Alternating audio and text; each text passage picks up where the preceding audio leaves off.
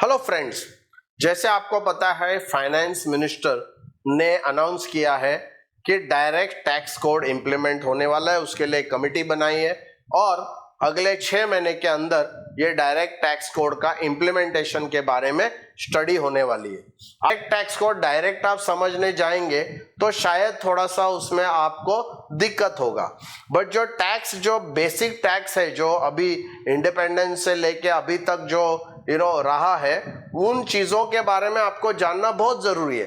Because वो जानेंगे तो डायरेक्ट टैक्स कोड में क्या बदलाव हो रहा है, किसकी जगह बदलाव हो रहा है, वो सब आपको जानकारी होगी। तो वजह से हमने आपको ये पूरा इनकम टैक्स का जो फ्लो है स्टार्ट टू एंड एकदम बेसिक लेमैन लैंग्वेज में आपको जैसे समझे उस प्रकार से आपको ये एक्सप्लेन करने के लिए हम ये वीडियोस बना रहे हैं। आपके माइंड में अगर ये संकोच रहेगा या क्वेश्चन रहेगा कि अभी डायरेक्ट टैक्स कोड आने वाला है तो ये सब समझ के क्या मतलब है, तो ऐसा नहीं है। ये समझना जरूरी है क्योंकि ये समझेंगे तभी जाके आपको tax code, direct tax code समझने में इजी होगा। हेलो फ्रेंड्स, आज हम लोग एक ऐसे डिडक्शंस का बात करने वाले हैं जो शायद आपको और आपके कस्टमर्स को पता नहीं होता है। जनरली इसके बारे में कोई बताता नहीं या कोई पूछता नहीं है। तो ये जो वीडियो है वो प्लीज़ ध्यान से सुनिए।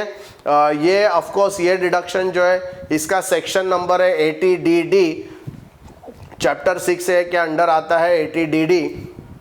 80DD किस लिए है? ये सिर्फ ओल्ड रेजिम में है, न्यू रेजिम में इसका डिडक्शन आपको नहीं मिलता है। ये पहले मैं क्लियर करना चाहता हूँ, ये सिर्फ ओल्ड रेजिम में एप्लीकेबल है। तो ये सेक्शन किस लिए एप्लीकेबल है? अगर आपके घर में कोई भी रिलेटिव या आपके फैमिली मेंबर है जो मेंटली या फिजिकली चैलेंज्ड है, जो फिजिकली मेंटली डिपेंडेंट है या जिसको हम हैंडीकैप कहते हैं, ऑफकोर्स अभी हम हैंडीकैप नहीं कहेंगे, बट उसको चैलेंज्ड है, फिजिकली या मेंटली चैलेंज्ड अगर कोई आपके घर में है, रिलेटिव हो सकता है, आपके खुद के फैमिली मेंबर हो सकता है, तो उसके लिए आपको डिडक्शन मिलता है। तो ये डिडक्शन किस लिए मिलता है?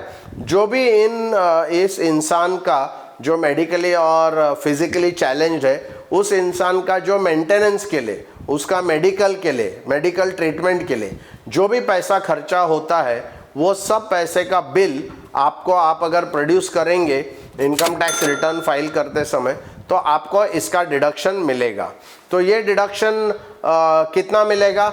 ये मैक्सिमम, अगर आपकी डिसेबिलिटी नॉर्मल है 40% से लेके 80%, अगर आपकी डिसेबिलिटी है तो आपको 75,000 स्ट्रेट अवे डिडक्शन मिलेगा। ऑफ कोर्स उतने बिल आपके मेडिकल के और मेंटेनेंस के बिल होने चाहिए। उसके अलावा अगर डिसेबिलिटी सीरियस है, सीरियस डिसेबिलिटी मतलब 80% से ज़्यादा, अगर कोई सिविल हॉस्पिटल अगर सर्टिफाई करता है कि आपके जो डिपेंडेंट है उसका डिसेबिलिटी अगर 80% से ज़्यादा है, तो आपको 1,25,000 रुपया डिडक्शन मिलता है। तो इसमें सिर्फ बिल होना ज़रूरी है, एक्सपेंस एक्चुअली क्या होना चाहिए, ये एडॉक डिडक्शन नहीं है। बट ये बहुत ही इंटरेस्टिंग है क्योंकि आप जब ओल्ड रेजिम और न्यू रेजिम, ये दोनों के बीच में जब आप डिसाइड करते हो कि कौन सा रेजिम आपको एक्चुअली अप्लाई करना चाहिए, तो ये सब डिडक्शंस है, एडिशनल डिडक्शंस है।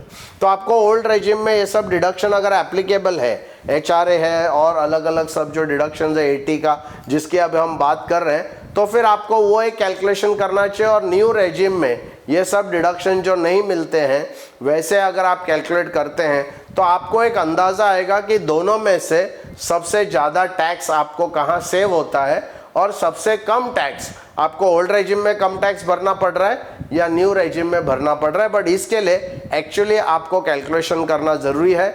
मैं कोई ऐसा डायरेक्ट आपको थंब रूल नहीं दे सकूंगा, बिकॉज वैसा कुछ भी नहीं, आप एक्चुअली कैलकुलेशन आपको करना है। तो 80DD में 3 चीज़ें ध्यान रखना है। एक तो वो फिजिकल मेंटली चैलेंज्ड होना चाहिए, आपका कोई रिलेटिव होना चाहिए, आपका ब्लड रिलेटिव होना चाहिए। उसके अलावा जैसे नॉर्मल डिसेबिलिटी है 40 to 80% है तो 75,000 अलाउड है, और अगर डिसेबिलिटी 80% के ऊपर है तो 125 आपको अलाउड है। और इसके अलावा ये एक्चुअल खर्चा है, मेंटेनेंस और मेडिकल ट्रीटमेंट के लिए एक्चुअल खर्चा है। ये इनकम टैक्स रिटर्न फाइल करते समय आपको इसका प्रूफ अगर आप चार्टर्ड अकाउंटेंट को देते हैं तो आपको मिलेगा। और लास्ट में ये कहना चाहूँगा, ये सिर्फ ओल्ड रेजिम में अलाउड है, न्यू रेजिम में अलाउड नहीं है। थैंक यू दोस्तों। ये जो वीडियोस आपको अगर पसंद आ रहे हो, आपको अच्छा लग रहा है, आपको काफ़ी सारा इंफॉर्मेशन और नॉलेज मिल रहा है बहुत विस्तार में, तो प्लीज़ मेरे चैनल को सब्सक्राइब कीजिए।